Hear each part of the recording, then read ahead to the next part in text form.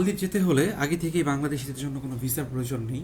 বিমানবন্দরে পৌঁছালে 30 দিনের জন্য অন অ্যারাইভাল ভিসা দেয়। তবে অবশ্যই অনলাইনে ইমোকা ফর্ম পূরণ করে নিয়ে যেতে হবে। সাথে থাকতে হবে 6 মাসের valid passport, hotel booking, return ticket, job holder হলে এনওসি, সাথে সর্বনিম্ন $200 ক্যাশ, আর বিজনেস হলে হচ্ছে ট্রেড লাইসেন্সের কপি।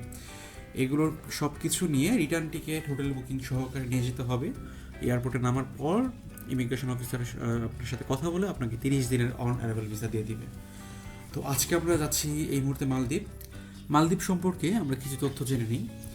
স্বচ্ছ নীল পানি, সাদা বালি, সৈকত এবং শান্ত পরিবেশ।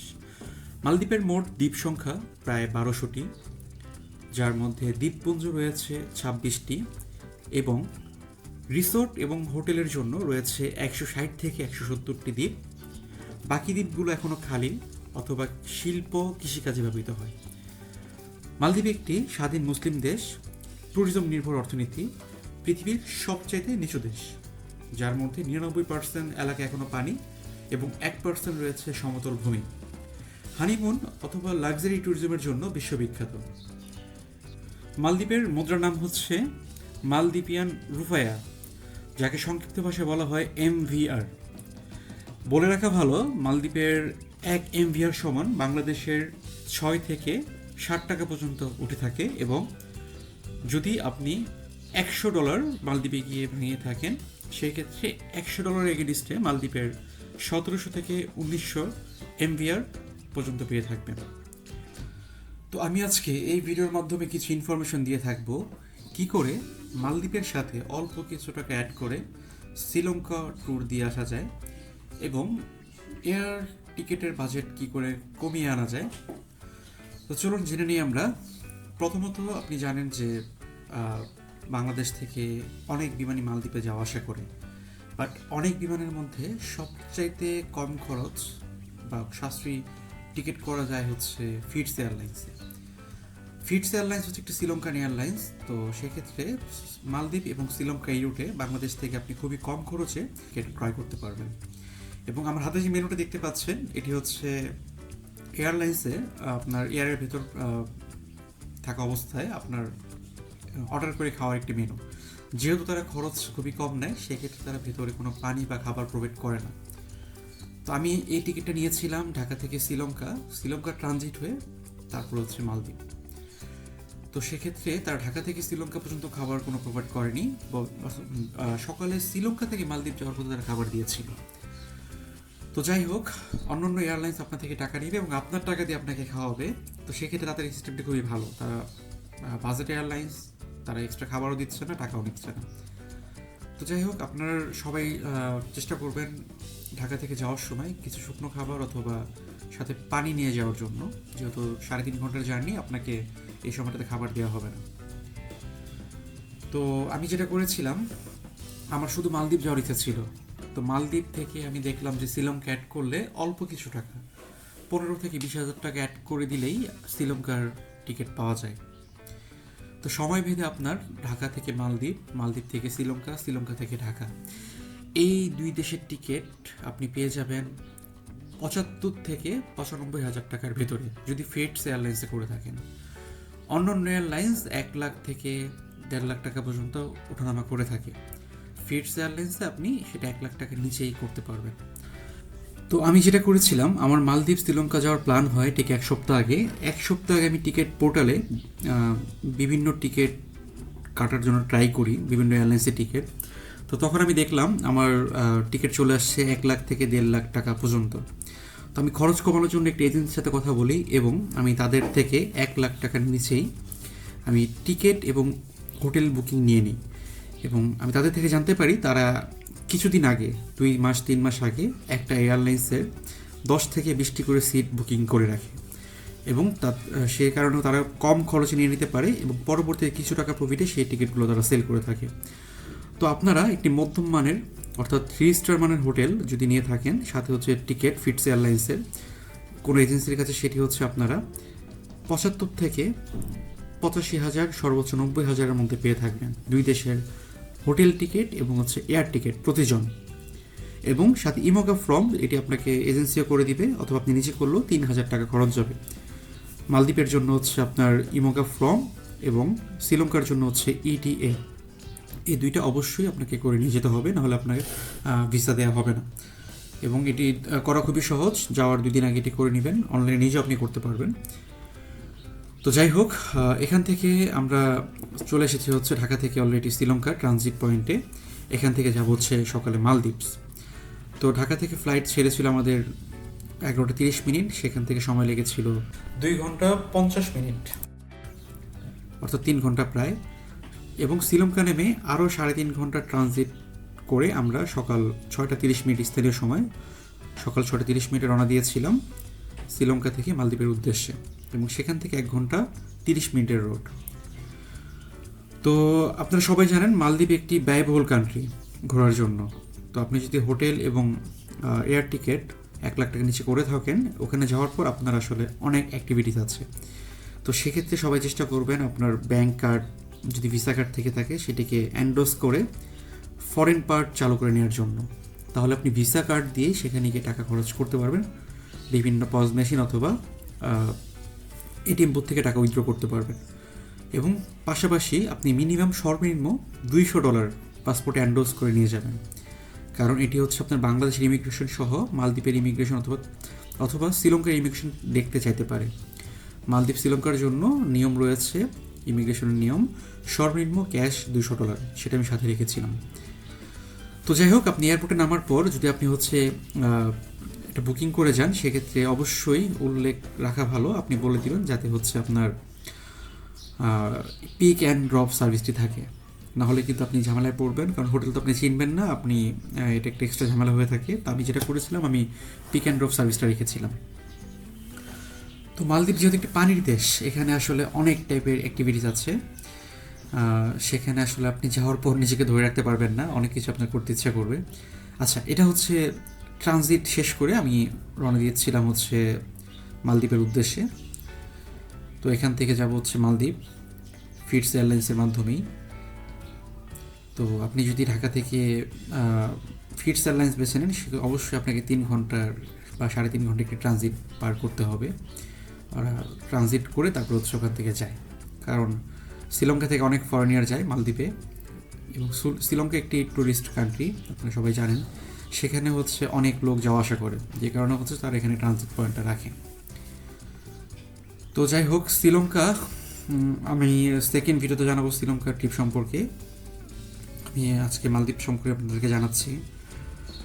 মালদ্বীপে হচ্ছে আমরা যে শহরটাতে নামবো সেটা হচ্ছে একদম মালে শহরের সাথেই হুনহু মালে। এই শহরটাতে ডান পাশে রয়েছে হচ্ছে আপনার মালে সিটি এবং বাম পাশে হচ্ছে হুলহু মালে। এই দুইটা সিটিতে হচ্ছে একটি ব্রিজের মাধ্যমে কানেক্ট করা হয়। তো আমরা কিছুক্ষণ পরে সেটি দেখতে পাবো। এবং মালদ্বীপে যাওয়ার পর যেটি বলেছিলাম, আপনার খাবারের কস্ট, মালদ্বীপে অনেক বাংলাদেশি আছে। যদি 100 জন ওয়ার্কার হয়ে থাকে মালদ্বীপের, সেক্ষেত্রে আপনি সেখানে 80 থেকে 90 জনই পাবেন বাংলাদেশি, বাকি 10 থেকে 15 জন ইন্ডিয়ান, শ্রীলঙ্কান বা নেপালিয়ান, বেশিরভাগই হচ্ছে বাংলাদেশি। তো আপনি সেখানে যাওয়ার পর বাংলা খাবার থেকে শুরু করে সব কিছু পেয়ে থাকবেন। বাংলাদেশেও এত বাংলা খাবার ভালো পাওয়া যায় না, হাঁসের মাংস, গরুর মাংস, মুরগির মাংস সব কিছু আপনি এখানে পেয়ে যাবেন, এবং খুবই সাশ্রয়ী রেটে। বাংলাদেশের টাকায় আমি খাসির মাংস খেয়েছিলাম, গরুর মাংস খেয়েছিলাম প্রায় 250 থেকে 300 টাকায়, তাও কোয়ান্টিটি অনেক ভালো ছিল, আপনারা দেখবেন। এবং যদি আপনি শ্রীলঙ্কান বা মালদ্বীপের খাবার ট্রাই করেন, সেক্ষেত্রে আপনাকে কিছুটা অতিরিক্ত টাকা খরচ করতে হবে। তো যাই হোক, মালদ্বীপে পানির দাম অনেক বেশি, কারণ ওদের দেশের পানির কোনো অবস্থা নেই, আমি যতটুকু জেনেছি সব ইম্পোর্টেড পানি, সেক্ষেত্রে পানির দাম অনেক বেশি। তো আমাদের যে হোটেলে উঠেছিলাম, হোটেল থেকে কমপ্লিমেন্টারি পানি দেওয়া হয়েছিল এবং খাবারটা আমাদের ক্রয় করতে হয়েছে। তো এখানে যাওয়ার পর আপনি হচ্ছে আন্ডার ওয়াটার অ্যাক্টিভিটিস করতে পারবেন, পানির নিচে যাওয়ার জন্য একটি প্যাকেজ পাবেন, পানির নিচে ছবি তোলার জন্য আরেকটি প্যাকেজ পাবেন। যদিও আমি পানির নিচে যাওয়ার জন্য এটি প্যাকেজ ক্রয় করেছিলাম, বাট ছবির জন্য হচ্ছে তারা আলাদা পার পারসন $40 থেকে $50 করে হচ্ছে নিচ্ছিল। তা আমি আর ছবির অপশনটি রাখিনি, আমি নিজের ফোন দিয়ে একটা ছবি তুলে চলে আসি আর কি। এবং এখানে আরও অনেক অ্যাক্টিভিটিস আছে। আপনি যদি মালে সিটি থেকে, আমি গিয়েছিলাম হচ্ছে 3টে আইল্যান্ডে, মালে সিটিতে, ওখান থেকে গেছিলাম হুলহু মালেতে, এবং গিয়েছিলাম হচ্ছে বিরেনগিলি একটি দ্বীপ। এখানে 3টে আইল্যান্ড আমি 3 দিন কভার করেছিলাম। তো মাফুসি আইল্যান্ড আছে, হিমাভুষি আছে। এদিকে গেলেও হচ্ছে আপনার স্পিড বোটে করে যেতে হবে, একটাই অপশন। সেই স্পিড বোটে গেলে হচ্ছে আপনার ভাড়া পড়বে যাওয়া আসা $40 মাহফুজ আইল্যান্ডের ক্ষেত্রে। এবং যদি আপনি ওই জায়গায় লোকাল ট্রান্সপোর্ট ইউজ করেন, লোকাল ট্রান্সপোর্ট বলতে ফেরিঘাট থেকে ফেরি ধরেন, তাহলে এটা যেদিন যাবে তার পরের দিন আসবে। সেক্ষেত্রে আপনি খরচ 50% কমিয়ে নিতে পারেন, কিন্তু যাওয়া এবং আসার জন্য আপনার আরও একদিন ওয়েট করতে হবে এবং মাহফুজ আইল্যান্ডে একটি হোটেল নিতে হবে। এই জন্য স্পিড বোটে যাওয়া আসাই বেটার। প্রতি ঘন্টায় ঘন্টায় স্পিড বোট যায় মাহফুজে এবং হিমাভুষির ক্ষেত্রে। তো অবশ্যই মালদ্বীপে গেলে আপনি বেশি করে টাকা নিয়ে যাবেন, কারণ এখানে যাওয়ার পর আসলে করার মতো অনেক কিছুই আছে। আচ্ছা, আরও একটা ইনফরমেশন আপনাদেরকে দিয়ে রাখি। অবশ্যই আপনার এয়ারপোর্টে নেমে হচ্ছে যদি ডলার চেক করেন, এয়ারপোর্টের ভিতরে যে এক্সচেঞ্জ থাকে, ব্যাংক থাকে, সেখান থেকে আপনার ডলার রেট খুবই কম থাকবেন। আমি এয়ারপোর্ট থেকে ভাঙিয়েছিলাম, আমি $100 পেয়েছিলাম হচ্ছে 1700 MVR মালদ্বীপ টাকা। তো আমি যখন আমার হোটেলে চলে যাই, হোটেল ম্যানেজার বলেছিল যে তার থেকে ভাঙালে পরবর্তীতে $100 আমি $1900 পেয়ে থাকবো। পর আমি তার থেকে নেই, আমি মানে এয়ারপোর্টে পেলাম হচ্ছে $1700 এবং হোটেল ম্যানেজার মানে মাধ্যমে ওই এরিয়া থেকে আর কি পেলাম হচ্ছে $1900। তো এয়ারপোর্টে সব জেনে রাখা ভালো যে সব এয়ারপোর্টেই ডলারের প্রাইস কিছুটা কম থাকে। তো আপনারা চেষ্টা করবেন আপনার হোটেল বা নির্দিষ্ট জায়গায় গিয়ে টাকা ভাঙানোর জন্য। সেক্ষেত্রে এক্সচেঞ্জ রেট কিছু ভালোই বেশি পাবেন, কিছুটা না ভালোই বেশি পাবেন। $200 প্রায় হচ্ছে আপনার বাংলাদেশি টাকায় প্রায় 2800 থেকে 3000 টাকা কম পেয়েছিলাম প্রতি $100। তো যাই হোক, কিছুক্ষণের মধ্যে মালদ্বীপের আকাশ দেখা যাবে এবং মালদ্বীপের সমুদ্র আসলে খুবই সুন্দর, সাদা বালি, একদম আকাশ থেকে দেখতে পাচ্ছিলাম আমরা নীল পানি, নীল জলরাশি। ও এখানে হচ্ছে আমাদের সকালের যে জার্নিটা ছিল শ্রীলঙ্কা থেকে মালদ্বীপ, এখানে হচ্ছে আমাদের জুস এবং বিস্কিট দেওয়া হয়েছিল। আচ্ছা, আপনি দেখতে পাচ্ছেন অলরেডি শ্রীলঙ্কার সমুদ্র চলে এসেছি। এই যে পিছনে যে দ্বীপগুলো দেখতে পাচ্ছেন, ওগুলো হচ্ছে এক একটা করে প্রাইভেট আইল্যান্ড। মালদ্বীপে যাওয়ার পর ওখান থেকে আপনি যদি কোনো প্রাইভেট আইল্যান্ডের বুক থাকে অথবা হোটেলে আপনার কাছে বিভিন্ন এজেন্সি আসবে, আপনি কি প্রাইভেট আইল্যান্ডে সফর করতে চান কিনা বা কোনো অ্যাক্টিভিটিস নিতে চান কিনা, আপনাকে দেখাবে। পছন্দ হলো তাদের মাধ্যমে অথবা নির্দিষ্ট হোটেলের ম্যানেজার, আপনি যে হোটেলে উঠবেন ওই হোটেল ম্যানেজারের কথা বলে বিভিন্ন প্যাকেজ বুক করতে পারবেন। এবং আপনি যদি ভেবে থাকেন যে না হোটেল থেকে করলে বেশি, অন্য জায়গাতে করলে কম, বিষয়টা এরকম না। মালদ্বীপে সব কিছুর রেট প্রায় একই। আপনার যে কোনো সিটি থেকে যে কোনো সিটিতে যাবেন, ট্যাক্সি ভাড়া থেকে শুরু করে সব কিছুই মানে একটা নিয়মের মধ্যে চলে আর কি, একটা রেটই চলে। তো সেক্ষেত্রে আপনি যে কোনো জায়গা থেকেই প্যাকেজ বুক করতে পারেন। তো এখন যে আপনারা দেখতে পাচ্ছেন একটা সিটি দেখা যাচ্ছে বিমানের পাখার উপর দিয়ে, ওইটা হচ্ছে মালে সিটি। কিছুক্ষণের মধ্যে দেখা যাবে এটা হচ্ছে মালে সিটি। এবং যারা হচ্ছে খুব লাক্সারি প্যাকেজ বুক করে আসে তাদেরকে এয়ারপোর্ট থেকে নামার সাথে সাথে সি প্লেন দিয়ে নিয়ে যাওয়া হয়। আচ্ছা, এই যে ব্রিজটা দেখতে পাচ্ছেন, এটা হুলহু মালে থেকে মালে সিটি থেকে সংযোগ করে। আমরা এয়ারপোর্টে নেমে যাচ্ছি এখন, কিছুক্ষণের মধ্যে হচ্ছে আমরা মালদ্বীপে নামবো। তো মালদ্বীপ এয়ারপোর্টটা খুব একটা বড় নয়, এই পাশে সমুদ্র, মানে চারিদিকে সমুদ্র। আপনারা দেখতে পাবেন যে প্লেন নেমে কিছুক্ষণের মধ্যে তার হার্ট ব্রেক ধরতে হবে, নাহলে অপর পাশে আবার সমুদ্র, পড়ে যাওয়ার সম্ভাবনা আছে। রানওয়ে খুবই ছোটো আর কি। তো সেই ক্ষেত্রে হচ্ছে চারোদিকেই প্রত্যেকটা আইল্যান্ডে আপনি 20-30 মিনিট হাঁটলে নিজেই কভার করতে পারবেন, এত ছোটো ছোটো। এক প্রান্ত থেকে আরেক প্রান্তে হেঁটে চলে যাওয়া যায়। অলরেডি দেখেন বিমান কিন্তু ব্রেক ধরে ফেলছে আর কি, যাতে থেমে যায়, নাহলে সামনের দিকেও কিন্তু সমুদ্র। এই যে কিছুক্ষণের মধ্যেই বিমান থেমে যাবে। অলরেডি বিমান থেমে গিয়েছে এবং আমরা নামলাম। নেমে তো একদম মানে এই জায়গার সৌন্দর্যটা জাস্ট মালে সিটি দেখতেছিলাম এখান থেকে, এয়ারপোর্ট থেকে, চমৎকার। এবং মালদ্বীপের ইমিগ্রেশন এত স্মুথ, জাস্ট আপনাকে জিজ্ঞেস করবে হোটেল বুকিং আছে কিনা, রিটার্ন টিকিট আছে কিনা, ইমুগা ফর্মটা পূরণ করেছেন কিনা। এই তিনটা জিনিস দেখালে কখনো কখনো কারো কাছে ক্যাশ ডলে দেখতে চায় অথবা চায় না, সাথে সাথেই হচ্ছে তারা স্ট্যাম্প করে 30 দিন স্টে করতে পারবেন, পারমিট দিয়ে দেয়। তো খুবই স্মুথ এবং অনেকগুলো ইমিগ্রেশন সেন্টার। আমার সর্বোচ্চ 1 মিনিট লেগেছিল ইমিগ্রেশন করার জন্য। কোনো অনেক লম্বা সিরিয়াল, বাট 1 মিনিটের মধ্যে সব সিরিয়াল শেষ হয়ে যায়। আচ্ছা, আমি যে হোটেল নিয়েছিলাম, আমি সহ যারা যারা এসেছেন সবার নাম এখানে হচ্ছে ধরে বিভিন্ন হোটেলের লোক দাঁড়িয়েছিল এবং খুব সহজে আমি তাকে পেয়ে গেলাম। আমার নাম লিখে, হোটেলের নাম লিখে দাঁড়িয়েছিল। এবং এখন আমরা চলে যাচ্ছি হচ্ছে ট্যাক্সির মাধ্যমে আমার হোটেলে। আমি যে হোটেল নিয়েছিলাম ওখানে চলে যাচ্ছি। এবং মালদ্বীপে সবচাইতে বেশি চলে হচ্ছে স্কুটি। এবং প্রাইভেট কার, অন্য কোনো যানবাহন এখানে নেই। এবং বাস আছে, পাবলিক বাস, সরি। এছাড়া আর কোনো ইয়ে নেই। ওখানে যারা জব করে বা যারা বিজনেস করে বেশিরভাগ স্কুটি চলাচল করে, একটা লিমিটেশন আছে, এত স্পিডে চালাতে হবে। আর তারা হচ্ছে ওইটা মেনেই ইয়ে করে, গাড়িগুলো খুব স্লো চলে, কোনো হর্ন ইউজ করা হয় না। এবং সবচেয়ে ভালো লাগার যেটা, সেটা হচ্ছে আপনি যে রাস্তা পার হতে যান, আপনাকে দেখলে গাড়ি থেমে যাবে অটোমেটিক। এই যে হচ্ছে আমাদের হোটেল। আমি এই হোটেলের প্যাকেজটা নিয়েছিলাম এয়ার টিকিটের সাথে একটি এজেন্সি থেকে। তো এটা ছিল একদম সমুদ্র পাড়ে, হুলহুমালে সিটিতে, সমুদ্র পাড়ে একদম সামনের একটা রুম নিয়েছিলাম। রুমে বসলেই হচ্ছে বারান্দা দিয়ে সমুদ্র দেখা যেত, খুবই চমৎকার। কিছুক্ষণের মধ্যে দেখতে পাবেন, আপনারা দেখাবো। তো আজকের দিন আমরা হোটেলে থাকবো এবং আশেপাশের বিচ এরিয়াতে যাব, এবং আগামীকাল তারপরের দিন হচ্ছে আমরা তারপরের দিন থেকে হচ্ছে আবার 2-3টা বিচে, সরি 2-3টা আইল্যান্ডে যাবো আমরা। তো এটা ছিল হোটেল রুম ভিউ। এই রুমের বারান্দায় বসলে আসলে ভিউটা দেখা যায়, একদম সমুদ্রের পাড়ে ঘেঁষে একটা হোটেল নেওয়া হয়েছিল।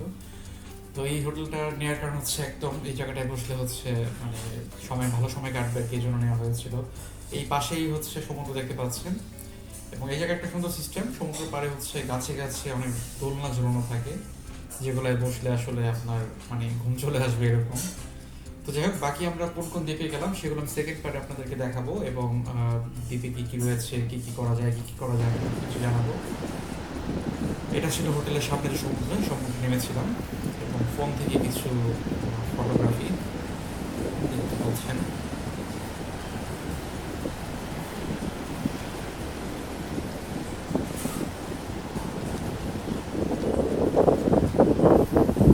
যারাই যাবেন, মালদ্বীপ হচ্ছে এক ঋতুর দেশ। এখানে সবসময় নাতিশীতোষ্ণ অঞ্চল থাকে, গরমও না শীতও না, এবং খুব বাতাস ছিল। রুমে আমার এসি ছাড়তে হয়নি, একদম মানে এই সমুদ্রের বাতাসে আমি ক্লাসগুলো ঘুমাতে পেরেছিলাম।